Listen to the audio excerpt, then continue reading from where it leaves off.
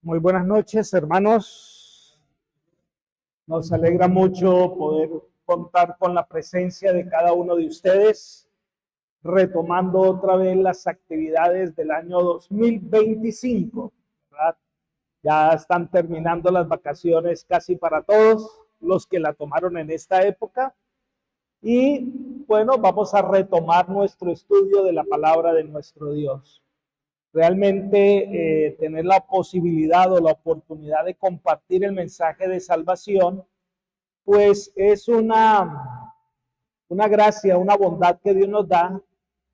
Eh, y bueno, esperamos que el 2025 tengamos una experiencia más cerca de la palabra de Dios, más cerca de su mensaje, más lecciones para aprender y para compartir, que es lo más importante. No quedarnos nosotros solos con un mensaje individual, sino que podamos compartir con otros la salvación que Dios nos da. Muy bien, vamos entonces, hermanos, como les decía, a retomar el estudio que hemos dejado pendientes del libro del Apocalipsis, ¿verdad? Que estamos estamos estudiándolo poco a poco, tratando de clarificar ciertos conceptos, llegando a ciertas líneas, y hemos comenzado desde hace algunos miércoles atrás, más o menos un poquitico más de un mes, que tuvimos el último tema, y estamos estudiando el libro del Apocalipsis, lo que tiene que ver con el capítulo 13. Estamos en el capítulo 13 del Apocalipsis. Recordando que el libro del Apocalipsis, pues es una guía que el Señor nos ha dejado en esta época para todos los cristianos. Y haremos bien en prestarle la debida atención al mensaje que Dios comparte en su palabra. Es la revelación de Jesucristo, ¿verdad? Y el Señor descorre el velo para que nosotros podamos apreciar hacia el futuro las cosas que van a venir y nos preparemos para enfrentarlas. Nosotros hemos estado estudiando el capítulo 13 y el capítulo 13 desarrolla la estrategia del enemigo para destruir al remanente fiel de Dios. Recuerden que Apocalipsis capítulo 12, versículo 17, termina diciendo que el dragón se llenó de ira contra la mujer y se fue a hacer guerra contra el resto de la descendencia de ella. Entonces la estrategia final de Satanás es boicotear el plan de salvación. Y la manera en que lo puede hacer, pues es atacando al pueblo de Dios. El capítulo 13 nos revela los dos instrumentos que el enemigo usará al final del tiempo para destruir, para tratar de boicotear la iglesia, el pueblo de Dios, tratar de que la iglesia no pueda encontrar paz, no puede encontrar la manera de difundir el mensaje de salvación. Pero nos hemos detenido en la segunda bestia de Apocalipsis 13. Esta bestia que no tiene antecedentes y representa un poder que solo surge en el tiempo del fin. No surge en ningún otro lugar, no surge en ningún otro momento, sino que surge en el tiempo del fin. Recordemos un poquitico lo estudiado de manera muy sucinta para que podamos llegar a conclusiones a lo que vamos a estudiar esta noche. Dice, después vi otra bestia que subía de la tierra. Tenía dos cuernos semejantes a los de un cordero, pero hablaba como un dragón. Entonces decíamos que esta bestia, por los cuernos de cordero, parecía una bestia apacible. Los dos cuernos de cordero representan dos identidades claras de este poder, y nosotros pues hemos identificado este poder con los Estados Unidos de Norteamérica, ¿verdad? Que a partir de el lunes pasado ha sido noticia a nivel mundial, ¿verdad? Y hay mucha especulación con respecto a lo que representaría Trump para la iglesia adventista, ¿verdad? Ahí surgen mensajes de que ya él está firmando la ley dominical que ya tuvo. Eso no es todavía una realidad. Además, con respecto a la ley dominical ya estudiamos, la ley dominical tiene un momento particular en la historia y representa un desafío para los fieles hijos de Dios. Pero este poder de los Estados Unidos tiene dos características importantes. La primera, el republicanismo. El pueblo elige sus dirigentes. Y la segunda característica, la libertad religiosa. Es decir, nadie debe ser perseguido por sus creencias o sus postulados. Pero dice que este bestia que hablaba que tenía cuernos de cordero, hablaba como un dragón. Es decir, que aunque tenía apariencia apacible, amigable, joven, pues va a llegar un momento en que se va a transformar y va a recibir o va a expresar lo que el dragón, en este caso Satanás, va a hacer contra el pueblo de Dios. Leamos los versículos 13 y 12. Apocalipsis 13, versículo 12. Ejerce toda la autoridad de la primera bestia en presencia de ella y hace que los habitantes de la tierra adoren a la primera bestia cuya herida mortal fue sanada. El gran conflicto se va a cernir o se desarrolla sobre la adoración. ¿A quién adoramos? Noten ustedes que Apocalipsis 12 nos presenta a la iglesia de Dios adorando al pueblo de Dios, adorando al Señor, el pueblo de Dios adorando al Señor con todo el corazón. Son fieles, guardan los mandamientos de Dios, tienen la fe de Jesús. Pero en Apocalipsis 13 se nos dice que hay un grupo de personas que va a adorar la primera bestia, que ya estudiamos en Apocalipsis 13, y que representa el poder político religioso que dominó en la Edad Media y que su poder volverá a resucitar. Un poder que recibió una herida mortal y de esa herida mortal se está recuperando, que es la representación del Vaticano, ¿verdad? Del catolicismo como tal. Entonces, este poder representado por la segunda bestia va a ejercer su autoridad en presencia de la primera bestia y va a hacer que los habitantes de la tierra adoren la primera bestia. Ahora, ¿cómo va a ocurrir esto? ¿Verdad? Y entonces es lo que leemos en el versículo 13. ¿Cuál va a ser el proceso de transformación de los Estados Unidos de Norteamérica? Versículo 13 dice: también hace grandes señales, de tal manera que incluso hace descender fuego del cielo y la tierra delante de los hombres. Entonces, cuando estudiamos este versículo, decíamos que va a haber un falso reavivamiento espiritual y que el enemigo de las almas pretenderá falsificar la obra del Espíritu Santo. Así como el pueblo de Dios lleno del Espíritu Santo va a proclamar el mensaje de salvación, el falso espíritu que guía a este poder también se va a levantar y va a hacer grandes señales y va a hacer prodigios. E incluso dice que hace descender fuego del cielo a la tierra. Y hablábamos entonces del falso reavivamiento espiritual, pero también hablábamos del surgimiento del espiritismo moderno, ¿verdad?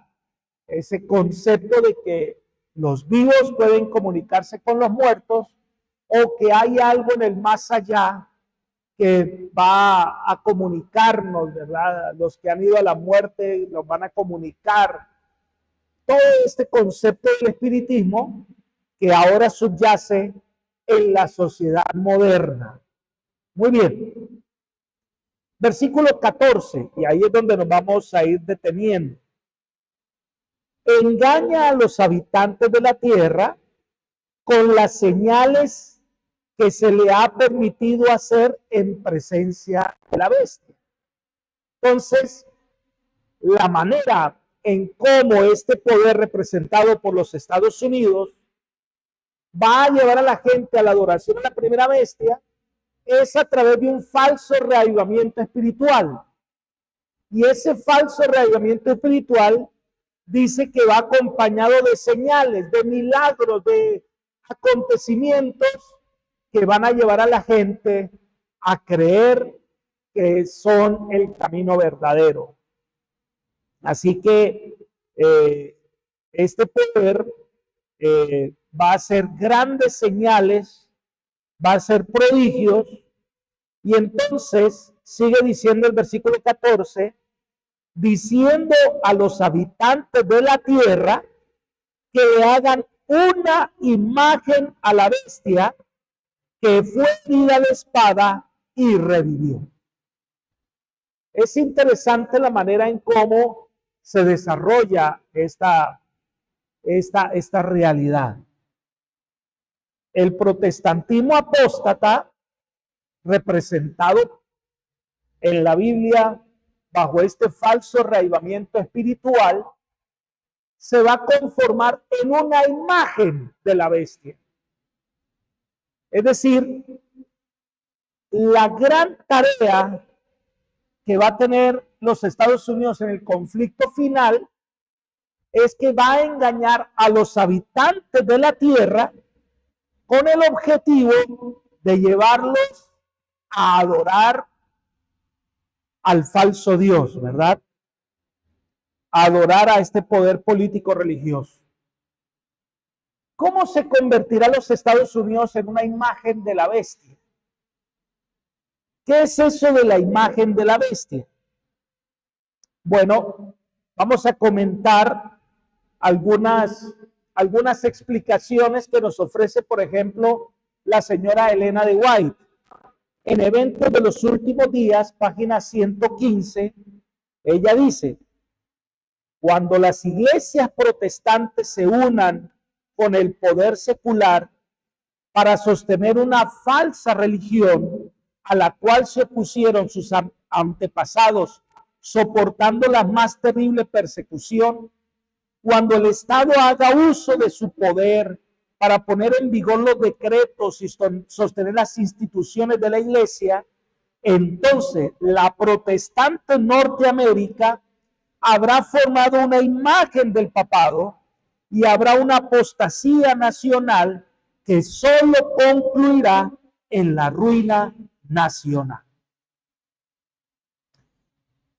Una de las cosas que distingue a los Estados Unidos era la libertad religiosa.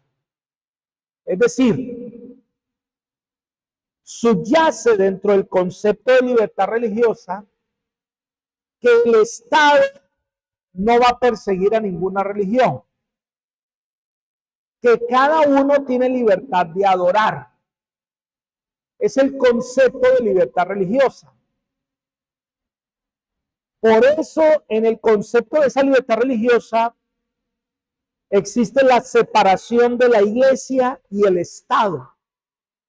El Estado no se involucra en los asuntos que atañen a la religión para imponer algún tipo de adoración, ni la religión se va a valer del Estado para imponer su propia forma de adoración, sino que en el concepto de libertad religiosa, el Estado cumple su función civil, su función de orden, de legislar, pero cada persona es libre de decidir a quién adorar.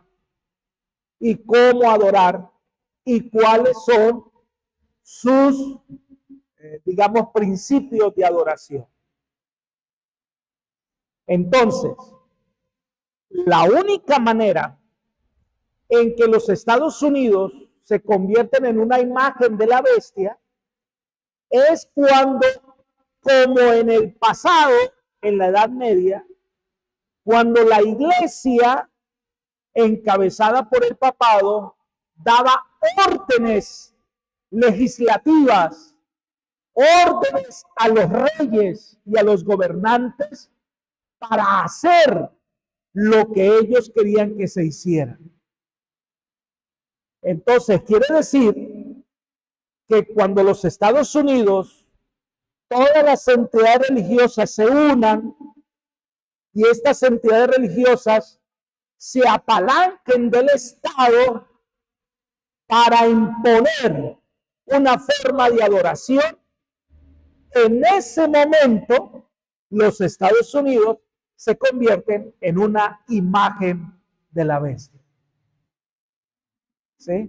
Por eso dice, cuando las iglesias protestantes se unan con el poder secular para sostener una falsa religión a la cual se opusieron sus antepasados, soportando la más terrible persecución. Es que los Estados Unidos surgen de la persecución del papado en la Edad Media allá en Europa, y que los padres peregrinos viajaron a Norteamérica y conformaron esa nación de libertad.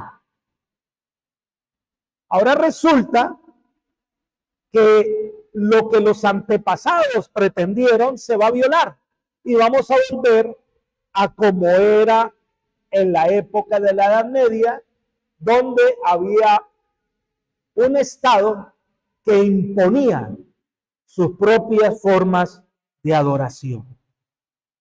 Muy bien. Leamos el versículo 15 de Apocalipsis 13. Se le permitió infundir aliento a la imagen de la bestia para que la imagen hablara e hiciera matar a todo el que no la adorara. Ahí está consumado el concepto de la imagen de la bestia. Una imposición de adoración. Ustedes deben adorar como el Estado ordena que se deba adorar. Entonces, cada vez que el Estado se involucra en temas religiosos, comete un error, ¿verdad? Por eso la separación de la iglesia y Estado es vital en lo que tiene que ver con el respeto a la libertad de adoración. Esta escena, ustedes recuerdan, esta escena de que hay una imagen y el que no adore la imagen y va a ser muerta, pues es tomada del Antiguo Testamento. Ustedes recuerdan la historia de los jóvenes hebreos. Cuando el Señor le mostró a Nabucodonosor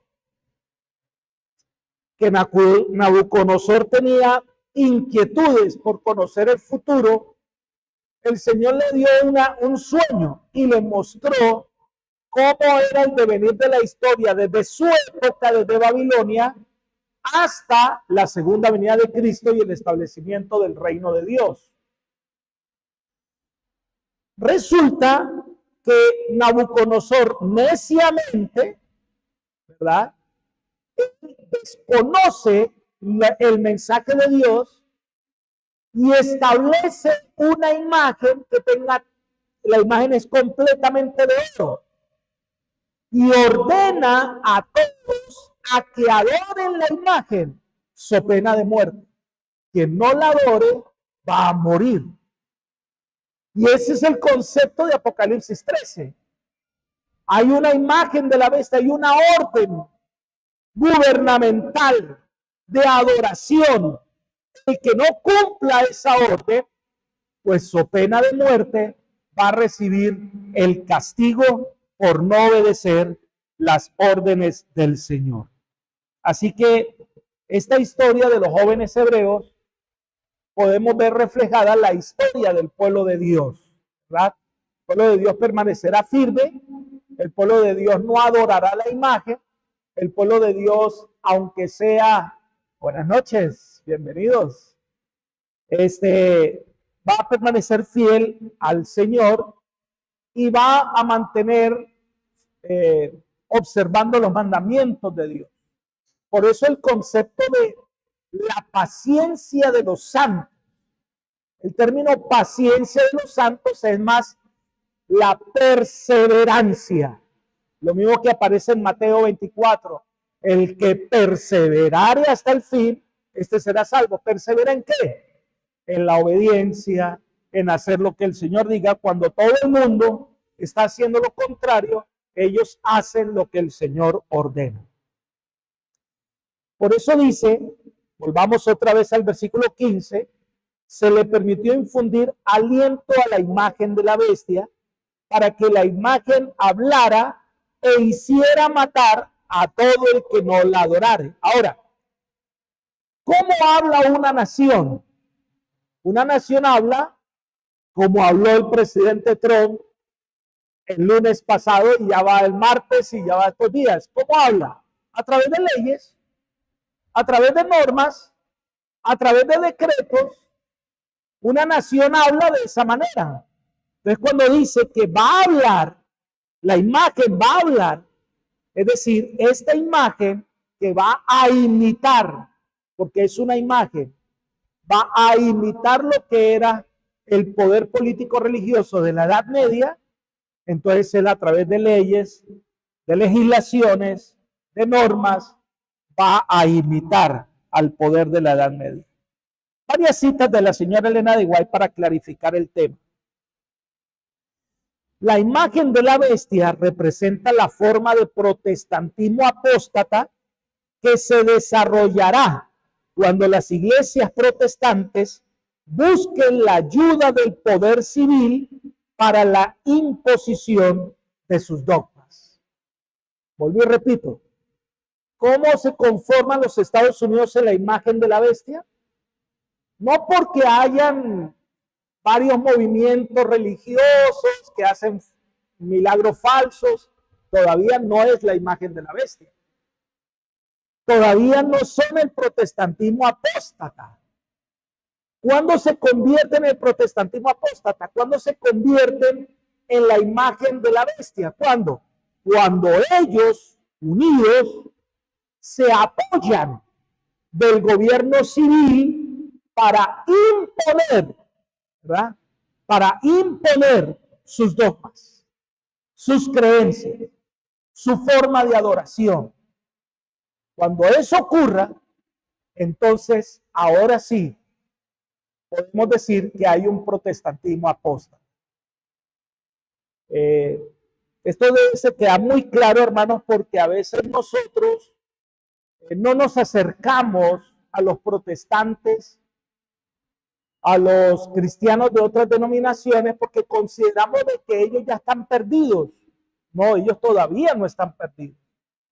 Todavía debemos acercarnos a ellos, debemos hacernos amigos de ellos, debemos ganarlos para el evangelio, porque todavía hay oportunidad para ellos de salvación. Muy bien, sigamos clarificando lo que es la imagen de la bestia. Para que los Estados Unidos formen una imagen de la bestia, el poder religioso debe dominar de tal manera el gobierno civil que la autoridad del Estado sea empleada también por la iglesia para cumplir sus fines.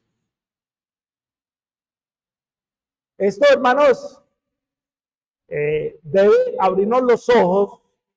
No nos dejemos sugestionar por algunas personas que buscan audiencia y hablan cosas que todavía no son una realidad. Van a ser una realidad. Estamos en el proceso. Vamos camino a, pero todavía no.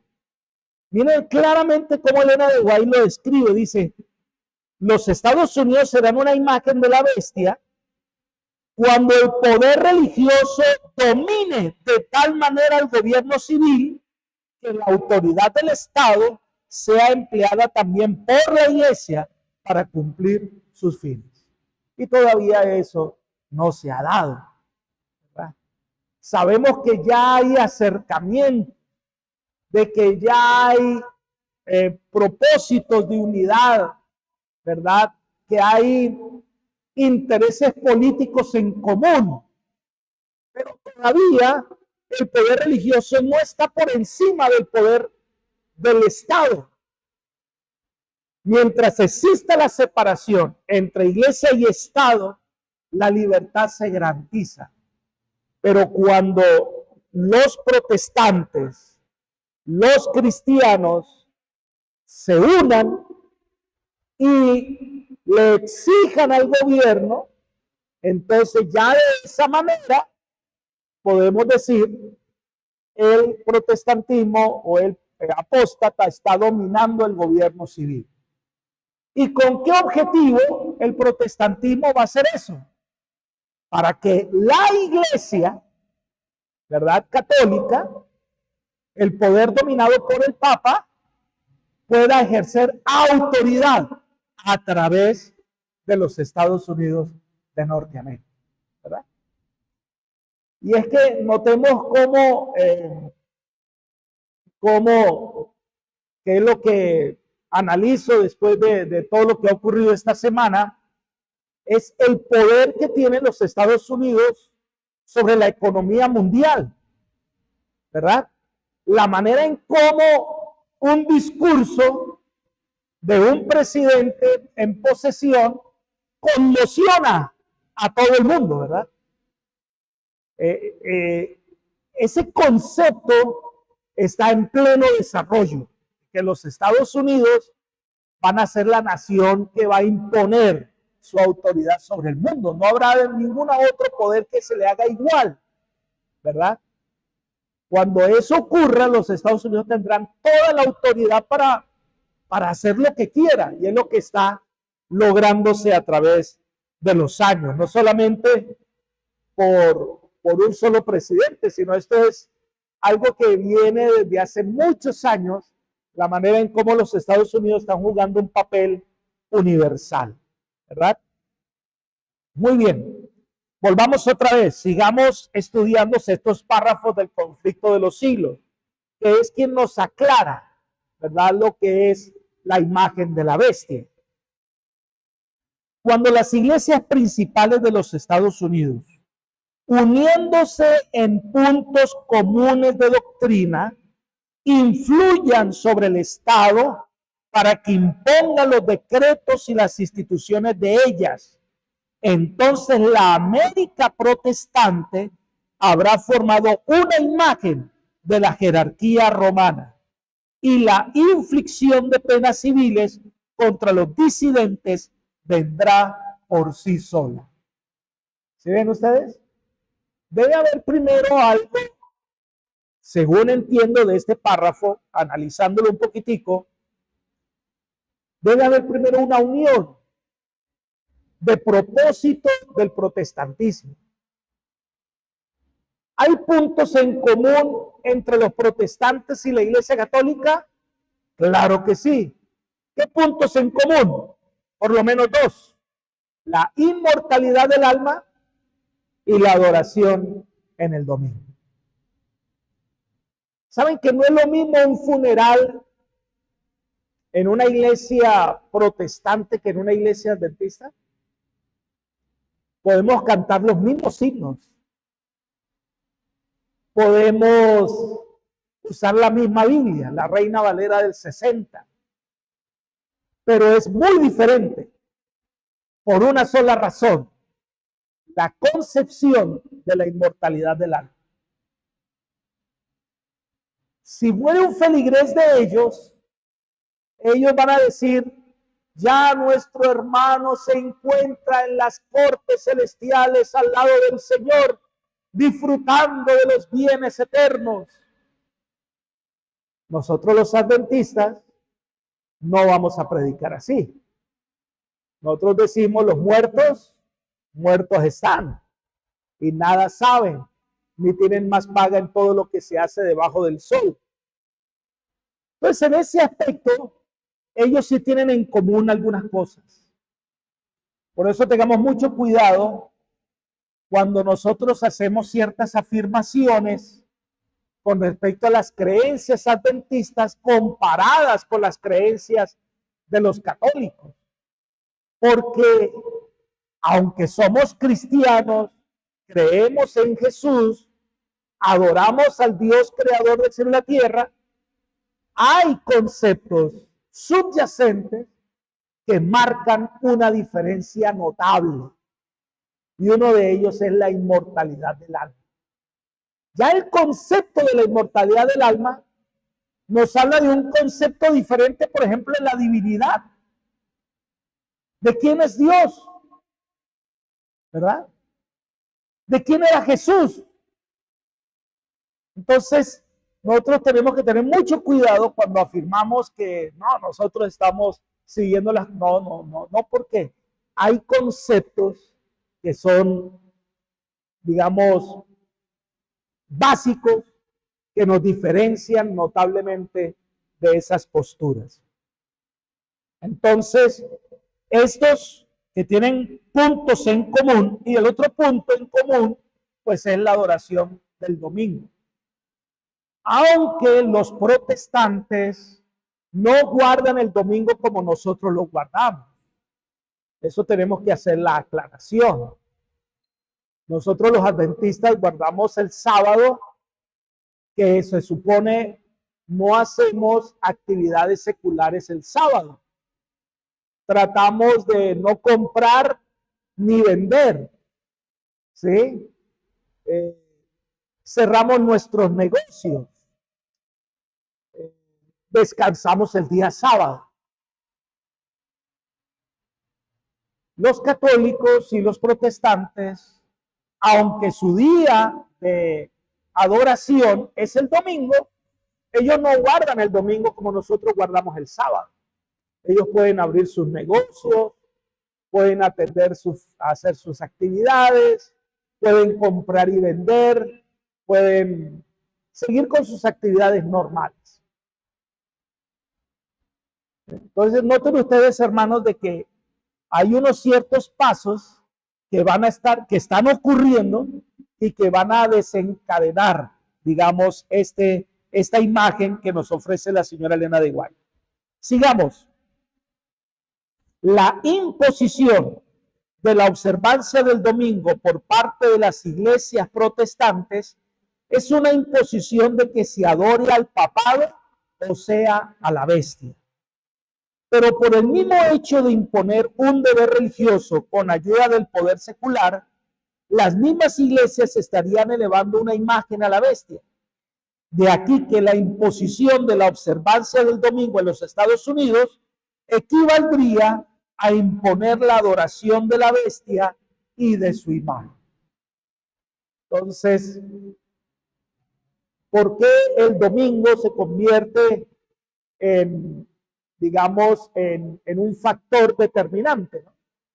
Porque el domingo cambia completamente la estructura del evangelio, ¿sí? El Señor creó el mundo en 6 días y creó el séptimo para que fuera un día de adoración. Cambiar eso es cambiar todas las creencias acerca de Dios, de su poder, de la creación, de todo. Por eso estamos llegando a una época de mucha confusión espiritual con respecto a las normas y a las leyes que el Señor ha dejado en su palabra. Así que miren ustedes, se le permitió infundir aliento a la imagen de la bestia para que la imagen hablara e hiciese matar a todo el que no la adora. Esto va a ser una persecución a muerte, ¿verdad? Eso va a ser algo, va a ser un proceso. No digo que se vaya a demorar, pero va a ser un proceso en el cual el odio de los protestantes, de los católicos hacia el pueblo de Dios que guarda el sábado va a ser muy grande, ¿verdad? Va a ser muy grande. Y habla de persecución, la orden de matar a todo el que no adorara a la bestia, a que no adorara la imagen. Recuerden que el conflicto gira en torno a la adoración. Y entonces viene el versículo 16 y 17. Y creo que este tema lo vamos a dejar para el otro miércoles, para que lo podamos desarrollar de la mejor manera y darle el tiempo para que todos podamos entender. Y hacía que a todos, pequeños, grandes, ricos y pobres, libres y esclavos, se les pusiera una marca en la mano derecha o en la frente, y que ninguno pudiera comprar ni vender, sino el que tuviera la marca o el nombre de la bestia o el número de su nombre. Este tema de la marca de la bestia ha generado una cantidad de especulación. Yo me acuerdo que en la pandemia me tocó ahí en donde estaba hacer una alocución en vivo y en directo para todos los hermanos de la asociación, debido a que algunos estaban tomando conceptos muy evangélicos con respecto a lo que es la marca de la bestia. Y entonces tenemos el concepto de que la marca de la bestia es una tarjeta, es un microchip, es un código de barras, es, bueno, cualquier cosa, ¿no? Y entonces, porque claro, está la sentencia de que no puede comprar ni vender sino el que tenga la marca, o el número de su nombre, o el nombre de la bestia.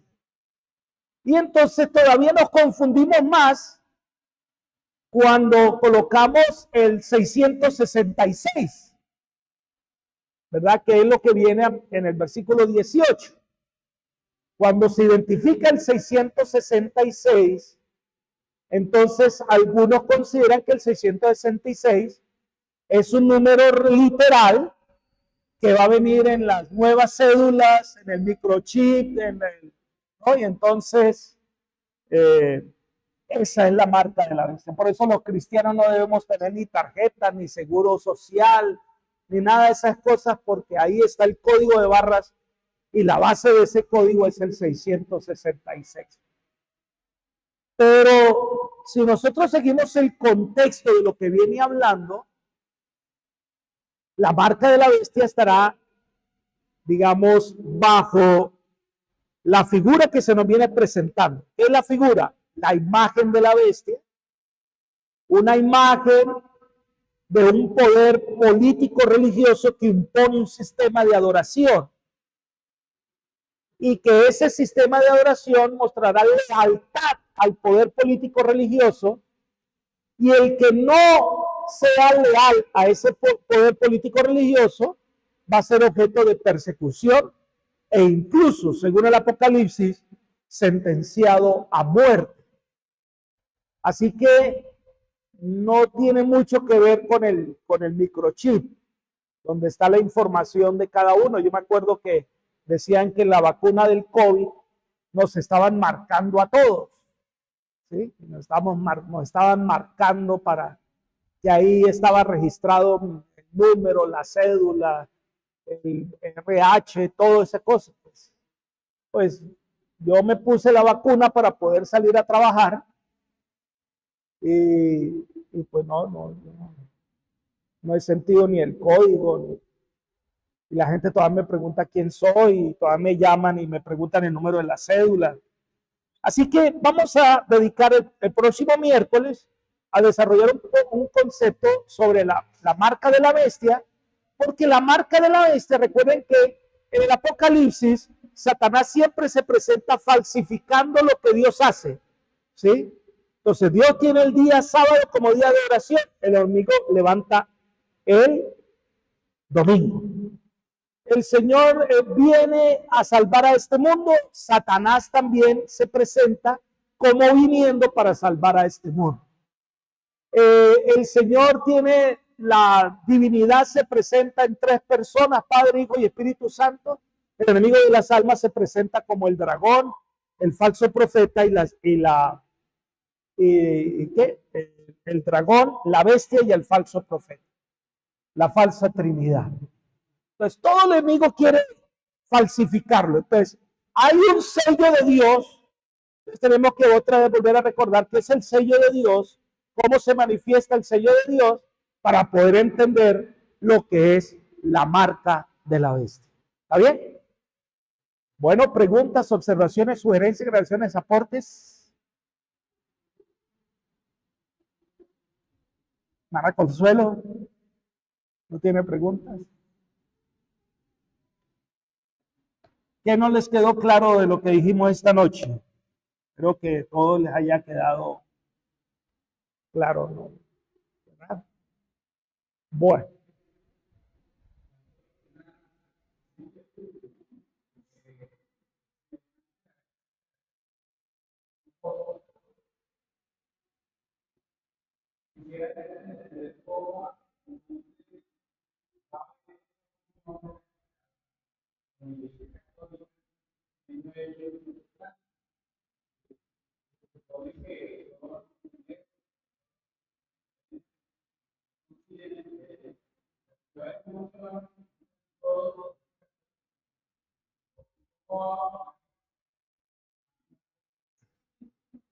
Sí, son algunos detalles que no tenemos muy claro, ¿verdad? Que el era de White no nos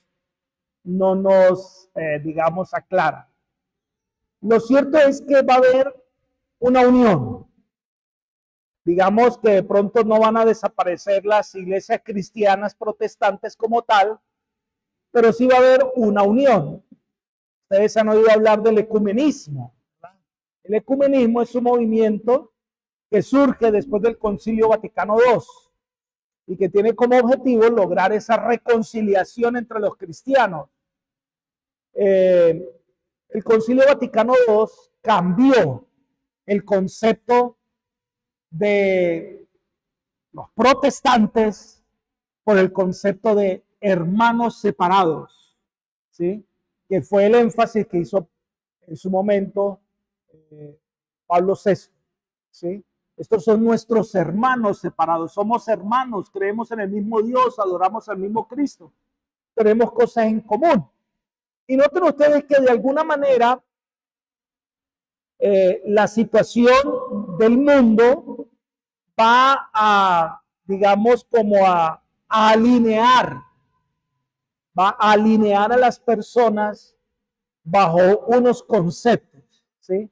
Toda la crisis en el Medio Oriente, todas las crisis que hay de las guerras y todo eso, va a hacer que de alguna manera todos tomen partido, ¿sí? Y el partido que se va a tomar en su mayoría va a ser, oiga, unámonos para que haya paz, para que haya reconciliación, para que podamos, adoramos el mismo Dios, no nos fijemos en nuestras diferencias, creemos en el mismo Dios, adoramos al mismo Dios, y es más, adoramos en el mismo día, que es el domingo. Entonces, no hay ningún problema, unámonos para crear una fuerza que viene a dar respuesta a una desestabilización social, política en el mundo, ¿verdad? Miren ustedes que como parte del discurso, el discurso de este señor cuando habló de que aquí en Estados Unidos solo reconocemos hombres y mujeres, ya eso está alineando a las personas en unos conceptos claros, ¿verdad? Y en eso, pues detrás de eso hay muchos protestantes, hay muchos, hablo del protestantismo conservador, ¿no? Todavía el protestantismo tradicional y grande en los Estados Unidos, los bautistas, porque ahí ustedes ven que ahí predominan los bautistas, los presbiterianos, que son los más ortodoxos, digámoslo así. Entonces, yo diría, y es una opinión personal, no es que vamos a dejar de ser bautistas, no vamos a ser bautistas, pero nos vamos a unir con los católicos. Mire que con Billy Graham ocurría algo interesante. Billy Graham fue un gran hombre, predicador como ningún otro. Pero él hacía algo que pues era como particular, ¿no? Él llenaba estadios y él predicaba acerca de Jesús. Pero en ese estadio se reunían todos los protestantes, ¿verdad? Todos los protestantes que compartían como la misma fe. Y entonces él decía, a mí no me importa en qué iglesia te vayas a reunir. Lo que me importa es que aceptes a Cristo como tu Salvador personal. Si vas a la iglesia bautista, si vas a los presbiterianos, si vas allá, esa es tu preferencia. Pero lo que es importante es que aceptes a Jesús. Pero noten ustedes que de alguna manera esas ideas son las que van calando para unir a los cristianos y conformar un bloque, ¿verdad? Tan fuerte que va a imponer sobre el poder civil lo que ellos quieren que se lleve a fe.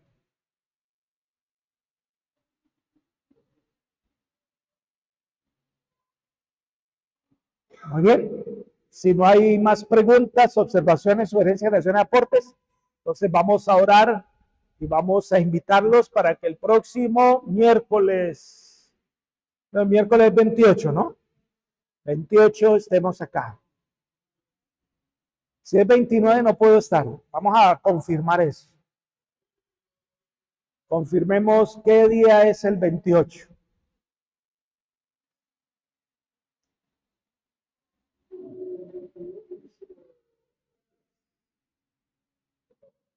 Entonces el 29. Le tocó hermano Alonso. Entonces sería para más adelante. Más adelante le estaremos informando cuándo vamos a desarrollar la continuación de esta temática. Muy bien. Vamos a colocarnos de pie y vamos a orar.